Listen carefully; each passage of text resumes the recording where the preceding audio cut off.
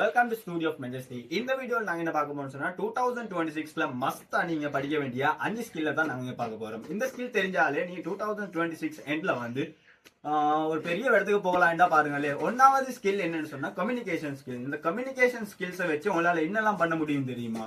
உங்களால ஒரு business plan ஒன்று எக்ஸிக்யூட் பண்ணி அதை இன்வெஸ்டர்ஸுக்கு ப்ரெசென்ட் பண்ணி அது மூலியமா உங்களுக்கு இன்வெஸ்டர்ஸை எடுக்க முடியும். அந்த இன்வெஸ்டர்ஸ் என்ன செய்வாங்க, அவங்க மேல ட்ரஸ்ட் இருந்துச்சுன்னு சொன்னா அவங்க உங்க பிசினஸுக்கு இன்வெஸ்ட் பண்ணுவாங்க. இன்வெஸ்ட் பண்ணி நீங்க அவங்க மணி மூலியமா உங்களுக்கு உங்களோட பிசினஸ் இலகுவா செஞ்சுட்டு போக இயலும். ரெண்டாவது என்னன்னு சொன்னா, இந்த மோஸ்ட் ஆஃப் த டைம் நீங்க ஹையரிங் பண்ண போவீங்க அப்படின்னு சொன்னா ஒர்க்கிங் இன்டர்வியூக்கு போவீங்க. ஒர்க்கிங் இன்டர்வியூல மஸ்ட் பார்ட்டா அவங்க கிட்ட பாக்குறது என்னன்னு சொன்னா உங்களோட கம்யூனிகேஷன் ஸ்கில்ஸை. மோஸ்ட் ஆஃப் த டைம் அவங்களுக்கு தெரியாது, அவங்களுக்கு தெரியாது. எப்படி அவங்களை ஐடென்டிஃபை பண்ணுவாங்க, நீங்க எப்படி பேசுறீங்க, ஸ்ட்ரக் ஆகுதா, அவனுக்கு இந்த மாதிரி பேசுறீங்கன்னு சொல்லி எல்லா விஷயத்தையும் அவங்க அனலைஸ் பண்ணி தான் உங்களே அந்த ஜொப்புக்கே அப்பாயிண்ட் பண்ணுவாங்க. ஸோ கம்யூனிகேஷன் ஸ்கில் அங்கே ஒரு மஸ்ட் ரோலோ பிளே பண்ணுதுன்றது நீ விளங்கிக்கோங்க. பொலிட்டீஷியன்ஸ் எடுத்துக்கு பாத்தீங்கன்னு சொன்னா பொலிட்டீஷியன்ஸுக்கு இந்த மாதிரி டேலண்ட் இருக்குதுன்றலாம் நான் பெஸ்ட்டுக்கே பார்க்க போறது இல்லை. அவன் எப்படி பேசுறான், அவன் என்னத்தை பேசுறான், பாயிண்டா பேசுறானா, ஃபேக்டா பேசுறானா, கிளியரா பேசுறானா, இதுவரை பார்த்தே நாங்க அவங்களுக்கு அட்ராக்ட் ஆகும். இது ஒரு மஸ்ட், இது மெனிப்புலேட் பண்ணக்கூடிய ஒரு விஷயம் தான் கம்யூனிகேஷன் ஸ்கில்னு சொல்றது. மஸ்தா நீங்க இம்ப்ரூவ் பண்ணிக்கோங்க இந்த கம்யூனிகேஷன். சோசியல் மீடியா மார்க்கெட்டிங் 2026ல ஹை டிமாண்ட் ஒன்று இருக்குது. ஸோ இது மூலியமா சர்வீஸ் சைட் ஆகட்டும், கோர்சஸ் ஆகட்டும், நிறைய பேர் அப்ளை பண்றது விஷயம் ஆயிடுன்னு சொன்னா சோசியல் மீடியா மார்க்கெட்டிங்.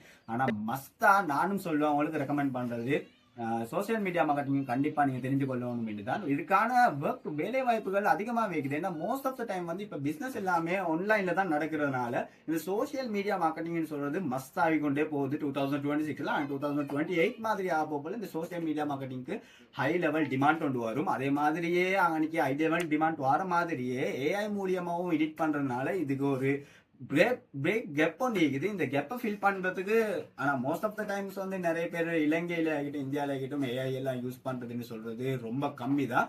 அதனால இதுக்கான ஒரு டிமாண்ட் வந்து உங்களுக்கு குறைஞ்சது ஒரு 5 இயர்ஸ்க்கு சரி இருந்துகிட்டே தான் இருக்கும். ஓகே, மூணாவதா நாங்க என்ன பார்க்க சொன்னா மணி மேனேஜ்மெண்ட். மணி மேனேஜ்மெண்ட் வரப்போ போல கட்டாயம் இது நாங்க தெரிஞ்சு கொள்ளவே வேணும். 2026ல நீங்க 22ல தெரிஞ்சுக்கிட்டாலுமே நல்லதுதான், ஆனா நீங்க தெரிஞ்சுக்கல.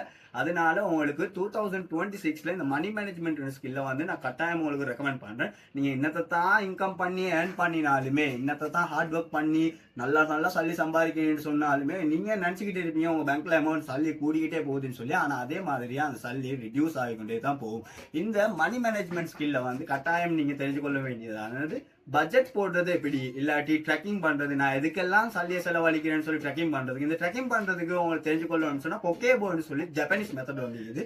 இந்த மெத்தடை பத்தி உங்களுக்கு தெரிஞ்சுன்னு சொன்னா அந்த மெத்தடை ஃபாலோ பண்ணுங்க. அந்த மெத்தடை பத்தி தெரியாட்டி நீங்க எனக்கு கமெண்ட் ஒன்று பண்ணுங்க. இந்த மெத்தடை பத்தின ஒரு வீடியோவை நான் உங்களுக்கு போட்டுறேன் உங்களுக்காக வேண்டி. ஓகே, இப்ப இந்த மணி மேனேஜ்மெண்ட் வரப்போ போல நீங்க ஒழுங்கா இன்கம் நீங்க நல்லா சம்பாதிச்சு இன்கம் பண்றீங்க. ஆனா நீங்க ஒழுங்கா செலவு பண்ணலாம். என்ன ஆகும்னு சொன்னா, நீங்க தண்ணி நிறைக்கிறது ஓட்ட பக்கெட் ஒன்ல உதாரணமா வச்சுக்கோங்களே, என்ன நடக்கும், நீ இங்கால தண்ணி ஊத்த அங்கால தண்ணி போய்கிட்டே தான் இருக்கும். அதுல யாருக்காவது பெனிஃபிட் இருக்குதா? உங்களுக்கும் பெனிஃபிட் இல்லை, உங்களோட ஃபேமிலிக்கும் பெனிஃபிட் இல்லை, யாருக்குமே பெனிஃபிட் இல்லாம போகும். அண்ட் ஆல்சோ இது மூலியமா நீங்க பெரிய ஒரு ட்ரெப்ல மாற்றிக்கொள்வீங்க. என்னன்னு சொன்னா அந்த பில் பே பண்றது தெரியுமா, அந்த பில் பே பண்ற லைஃப் ஒன்றுக்கு தான் நீங்க இது பண்ணுவீங்க. அப்படி சொன்னா உங்களோட சேலரி ஒரு 15,000 நீங்க எடுத்துக்கோங்க. அந்த 15,000 தாண்டி உங்களுக்கு 16,000 எக்ஸ்ட்ரா எக்ஸ்பென்சஸ் வரக்கூடிய நிலைமைகள் வரும். இந்த மாதிரி விஷயம் நீங்க ஹிஸ்டரி எடுத்து பார்த்தாலுமே நிறைய உதாரணம் இருக்குது. ஸ்ரீலங்கன் ஹிஸ்டரியில கூட இதுக்கான பெஸ்ட் உதாரணம் ஒன்று இருக்குது. பிரிட்டிஷ் காலத்துல வந்தது. பிரிட்டிஷ் இலங்கையை ஆட்சி செய்ய போல இதுக்கான பெஸ்ட் உதாரணம் கொண்டு வருது. அதுக்கு நான் உங்களுக்கு சிம்பிளா ஒன்று சொல்றேன்னு சொன்னா, அந்த வில்லியம் கோல்ப்ரோக்னு சொல்லி ஒரு கவர்னர் அவங்க அப்பாயிண்ட் பண்ணாங்க. இதை பத்தி நீங்க தெரிஞ்சுக்கொள்ளையிலும் அது ஒரு சிம்பிள் எக்ஸ்ட்ராலஜிக்காக வேண்டி நான் சொன்னது. இந்த மணி மேனேஜ்மெண்ட் போல கட்டாயம் ஒரு 50,000 சேலரின்னு சொன்னா நீங்க ஒரு 10% சரி சேவிங்ஸ் பண்ண பாருங்க. உங்களுக்கு அப்படி இல்லை, சேவிங்ஸை விட பெரிய ஆப்பர்ச்சுனிட்டி ஒன்று இருக்குது இன்வெஸ்டிங் பண்றது மோஸ்ட் ஆஃப் த பீப்புளுக்கு செட் ஆகாது. ஏண்டா அதுக்கு நீங்க தனிப்பட்ட ரீதியா ஹார்ட் ஒர்க் கொண்டு போட்டு நீங்க அதை பத்தி லேர்ன் பண்ணணும். லேர்ன் பண்ணாம இன்வெஸ்ட் பண்ண எல்லாருமே லாஸ் பண்ணி தான் போவாங்க.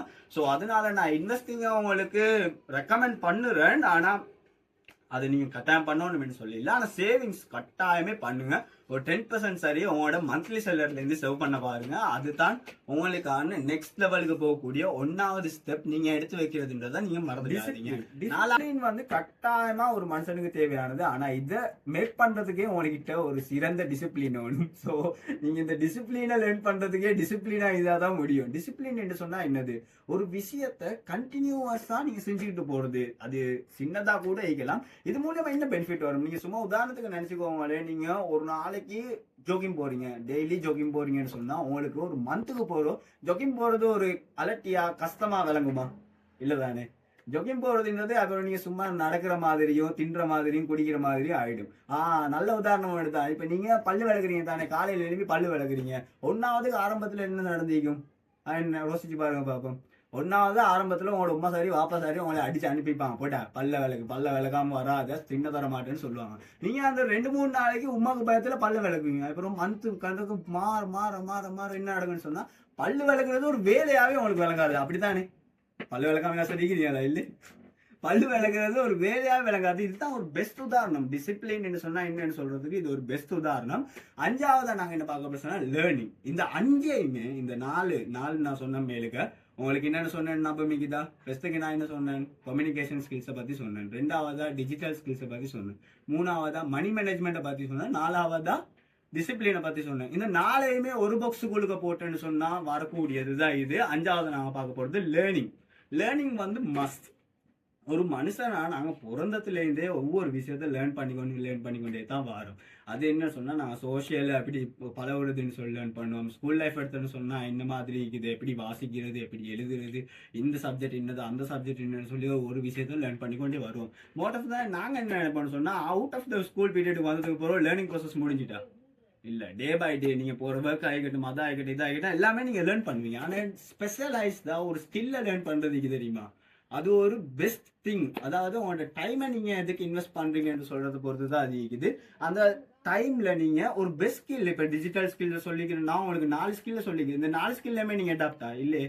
ஸோ நீங்க கரெக்டாக இந்த 4 ஸ்கில்ஸையுமே லேர்ன் பண்ணணும். லேர்ன் பண்றது இயற்கையாவே இருந்தாலுமே அந்த லேர்ன் பண்ற ஸ்பீடை கூட்டுறது தான் எங்களுடைய வேலை ஆகிக்கணும். லேர்னிங் என்று சொன்னா லேர்னிங்ஸ் வந்து சாதாரணமா மனுஷனா பிறந்தா எப்படியுமே லேர்ன் பண்ணுவாங்க. சின்ன பிள்ளைக்கு யாருமே அவனை டீச் பண்ண தேவையில்ல. அது கீழே விழுந்தோடனே எலும்பி ஒழுங்கா நடன்னு சொல்லி அதாவே கீழே விழுந்து என்ன நடக்கும், அதாவே ஒழுங்கா நடக்கிறதுக்கு அது ஒட்டோவாவே பழவிடும். நம்ம இதை டக்குன்னு பிடிச்சு கொள்றதுக்கு தான் இன்னைக்கு இருக்கிற விஷயம். ஒரு பகுத்தறிவுள்ள ஒரு மனுஷன் வந்து ஒரு டைம் வந்ததுக்கு போறோம், அவனால ஒரு அறாவருக்கு ஒரு புக்கை ரீட் பண்ண எழுவிடுவீங்களே, அவன் அதை 15 நிமிஷத்துக்கு ஆக்குறதுக்கான டிப்ஸை தான் பார்க்கணும்.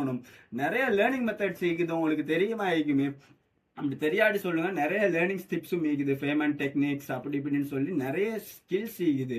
இந்த ஸ்கில்ஸ் எல்லாம் இது பண்றது மூலியமா உங்களுக்கு ஒரு 1/2 hour ஒர்க்கு உங்களுக்கு 15 மினிட்ல செய்யலும். டாஸ்க் நிறைய இருந்துச்சுன்னு சொன்னா சங்கிங்னு சொல்லி ஒரு மெத்தட் இருக்குது. அதை சங்க் பண்ணி சின்னதா உடைச்சு இது இந்த மாதிரி விஷயத்த லேர்ன் பண்ணணும். லேர்ன் பண்ணாதான் கட்டாயம் உங்களுக்கு செய்யக்கூடிய இந்த மாதிரி விஷயத்துகளை உங்களுக்கு கட்டாயம் செய்யணும்னு தான் நான் உங்களுக்கு அறிவுரை சொல்லுவேன். இந்த 2026 நீங்க ஒரு பெஸ்ட் பர்சனா தெரியணும்னு சொன்னா இப்ப சொன்ன அனைத்தையுமே நீங்க ஃபாலோ பண்ணுங்க. இதெல்லாம் பார்த்த உடனே ஒரு மோட்டிவேட் ஆகும். இந்த வீடியோ பார்த்த உடனே அப்படியே நீங்க கட் பண்ணிட்டு போவீங்க. சரி, சோசியல் மீடியா மார்க்கெட்டிங்க படிக்கணும், கம்யூனிகேஷன் ஸ்கில்ஸை மாற்றணும், ஒரு டுடுவை போட்டாச்சு அப்படியே அதே பூஸ்ட்ல போட்டாதான் நடக்கும். அது ஒரு 2 நாளைக்கு 3 நாளைக்கு பண்ணிவிடுங்க, அதுக்கப்புறம் எல்லாம் போயிட்டீங்க. இன்னைக்கு என்ன ஸ்கில் உங்ககிட்ட இல்லைன்னு நினைக்கிறீங்க? கட்டாயமா நீங்க நினைக்கிறது சரி. இன்னைக்கு உங்களுக்கு டிசிப்ளின் தான் இல்லாம போகுது. ஸோ இந்த டிசிப்ளின் ஸ்கில்லை நீங்க இம்ப்ரூவ் பண்ணுங்க. ஓகே, உங்களுக்கு எல்லாத்தையும் சொல்லி நான் டயர்ட் ஆகிட்டேன். நான் உங்களுக்கு அடுத்த வீடியோவில் இதை விட இன்ட்ரெஸ்டிங்கான விஷயத்த சொல்லிட்டு வரேன். என் சேனலை நீங்கள் சப்ஸ்கிரைப் பண்ணில்லாட்டி உங்களுக்கு தான் நஷ்டம். மறக்காம நீங்கள் சேனலை சப்ஸ்கிரைப் பண்ணுங்க, லைக் கொண்டு போடுங்க. உருப்படாத யாரும் சரி, ஃப்ரெண்ட்ஸ் மாதிரி யாரும் சரி இருந்தாங்கன்னு சொன்னால் அவங்களுக்கும் அனுப்புங்க. அப்போ அவங்களுக்கு உருப்படுறதுக்கான வாய்ப்பு இருக்குது. அதுக்காண்டி கழுவி ஊத்துற மாதிரி கமெண்ட் ஒன்றும் போட்டுறாதீங்க. தேங்க்யூ.